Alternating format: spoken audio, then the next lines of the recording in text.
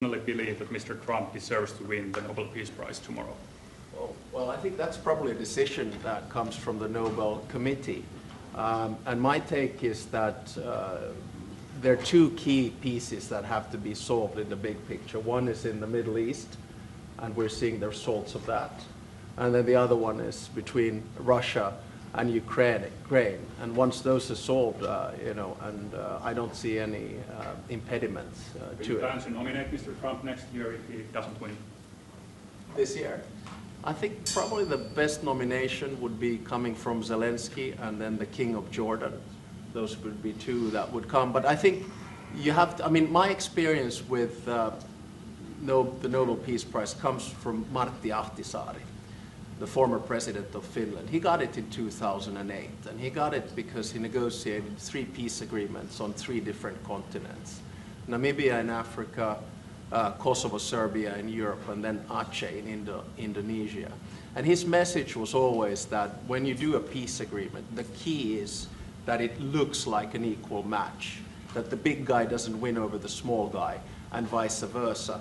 But I have to say that the track record of the President of the United States in the past 7 months, 8 months is rather impressive. Mr. President, thank you so much, Mr. President. First of all, thank you, all of you, in behalf of the State of Israel, for everything that you're doing for my country. I want to know, how do you see the Middle East in a year from now under your leadership? And if you see maybe option for normalization between Israel and Saudi Arabia? I think it's going to be great. I think it's the hostages will be coming back Monday or Tuesday. I'll probably be there. I hope to be there, and we're planning on leaving sometime Sunday, and I look forward to it. And everybody I see is celebrating in Israel, but they're celebrating in many other countries too. A lot of the Muslim and Arab countries, they're celebrating. Everybody's celebrating. Everybody loves the deal. So it's a great honor to have been working on it. And as you know, it's all finalized and done. We've had a lot of terrifically talented people. We've had tremendous support from UAE, Saudi Arabia.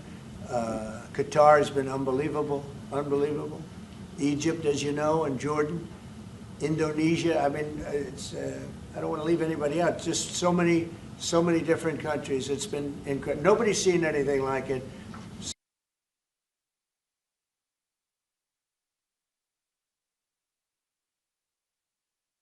The Nobel Peace Prize tomorrow. Well, I don't know. Look, I made 7 deals, and now it's 8. Solved the wars. One going 31 years, one going 34 years, one going 35 years, one going 10 years. I made 7 deals. This would be number 8. The one I thought that I was going to make, and I think we will probably, is because it's a ridiculous war. It's a horrible, the worst since World War II. If you look at the people dying, is Russia, Ukraine. I think we'll do that too.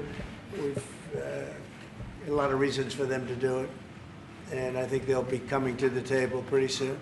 But this is the biggest of them all. This is a big one. Although I think India and Pakistan is very big. 2 nuclear nations. I did that based on trade and because of the tariffs. If we didn't have tariffs, you wouldn't have been able to do it. But I said, if you guys are going to fight, I'm putting 100% tariffs on each of you. And they immediately stopped fighting. And that was going to go nuclear. You know, that was back and forth. So I know one thing. I don't know what they're going to do, really. But I know this, that nobody in history has solved 8 wars in a period of 9 months, and I've stopped 8 wars, so that's never happened before. But they'll have to do what they do. Whatever they do is fine. I know this. I didn't do it for that. I did it because I saved a lot of lives, and that's the thing that bothers me so much about the Russia-Ukraine. 7,000 people are dying a week. Young soldiers. They're almost all soldiers of Ukraine and Russia. So in theory, it doesn't affect us, no, but it's a terrible thing. And we'll get that solved too. But nobody has ever done 8 wars. Nobody's done 8 wars in 30 years, let alone 9 months. Are you going to step up? Are you going to step up the pressure for a Ukraine deal? Yeah, we are stepping up the pressure. We're stepping it up together. We're all stepping it up. NATO's been great. the leader of NATO, as you know, Mark, has been fantastic, I think. And he's a fantastic guy. And they are stepping it up. And we're selling a lot of weapons to NATO. And that's going, I guess, to Ukraine for the most part. That's up to them. But they're buying weapons from the U.S. We make the greatest weapons in the world. You buy our planes and a lot of our equipment. And you have a big force, actually. You have a tremendous force of equipment. So I think we'll get that one done too, yeah. President Obama got it for way less. I want to finish, maybe. Mr. President, I'm from Finland. Mr. President, I'm from Finland. Is he okay? Yeah. Am I okay? He's all right. I'm all right. Mr. You look President. great. Yeah, President. You are buying icebreakers from Finland. Yeah. But what if Russia and Vladimir Putin attacks Finland? Would you defend Finland? I would, yes, I would. They're a member of NATO. I would. They're great people, but I don't think that's going to happen. I don't think he's going to do that. Yeah. I think the chances of that are very, very small. But it's very interesting because you have a military to your size. You have a very powerful military, one of the best.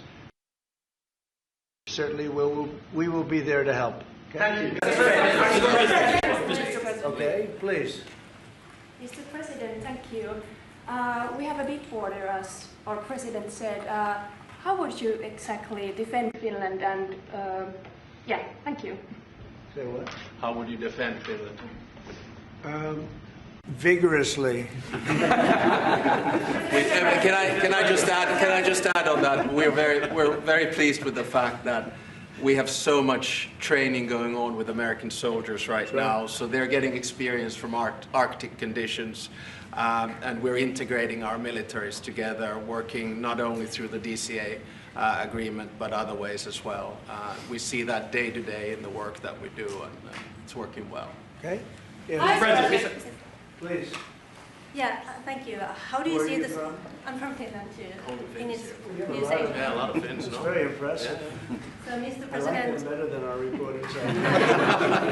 thank you. So, how do you see the situation in the Arctic developing? Are there going to be any mutual plans for Finland and US to cooperate? We have a lot of relationships together. I mean, mostly buying our military equipment. They buy a lot of it. They have an order, I guess, 60 planes, 64 F-35s, and many other things too. It's a big order. Big countries don't order that many planes. You know, it's 10 billion. You have a lot of aircraft, a lot of great military. We make the best military equipment. They buy a lot from us, so it's very good. We're going to work together very closely with Finland and with NATO. We have a very good relationship. As you know, I requested that they pay 5%, not 2%, and most people thought that was not going to happen, and it happened virtually unanimously. We had one laggard. It was Spain. Spain. You have to call them and find why are they a laggard, and they're doing well too. You know, the funny thing, because of a lot of the things we've done, they're doing fine. They have no excuse not to do this, but that's all right. Maybe you should throw them out of NATO, frankly. Please, go ahead. What are you planning to do with Tall that? gentleman, nice tall gentleman, go ahead with the yellow shirt. Thank you, Mr. President. I wanted to change gears just really quickly and ask you, you're going to Walter Reed tomorrow? What are you having done, and how are you feeling? I'm meeting with the troops, and I'm also going to do a sort of semi-annual physical, which I do. And I think I'm in great shape, but I'll let you know. But I have no difficulty thus far. Is there wood around here? I'll knock on. No difficulty. Physically, I feel very good. Mentally, I feel very good. You know, I did about 6-7 months ago. I do physicals. I like to, when I'm around, I like to check always early, always be early. It's a lesson for a lot of people. But I also did a cognitive exam, which is always very risky because if I didn't do well, you'd be the first to be blaring it. And I had a perfect score.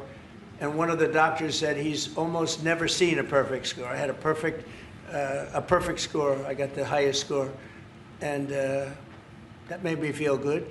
When they asked, would I like to do one? I said, yeah. I said, did Obama do it? No. Did Bush do it? No. Did Biden do it? I definitely did. Biden wouldn't have gotten the first 3 questions right. No, Biden didn't do it. Biden should have done it. I'm actually a person that believes that if you're president, you should do a cognitive. exam. But last time I took a cognitive exam, and it was a perfect score. The doctors announced it. And by the way, not the easiest test. The first few questions are pretty easy. Once you get into the middle, it gets a little trickier. And there aren't a lot of people in this room that would get every single question right, I can guarantee you. You're putting me in a difficult spot now. Next question. Mr. President, Trump got the Nobel Peace Prize for way less than you did, and President Obama got the Nobel Peace Prize for way less. He got a prize for doing nothing. Exactly. Obama got a prize. He didn't even know what he got. He got elected, and they gave it to Obama for doing absolutely nothing but destroying our country. No, he was not a good president. The worst president was Sleepy Joe Biden, but Obama was not a good president. Are you going to do something with the They gave Hezbollah? him a prize. How many months after he won the election, then they gave the Peace Prize, right? It was right afterwards. Are you going to take My election was a much more important election.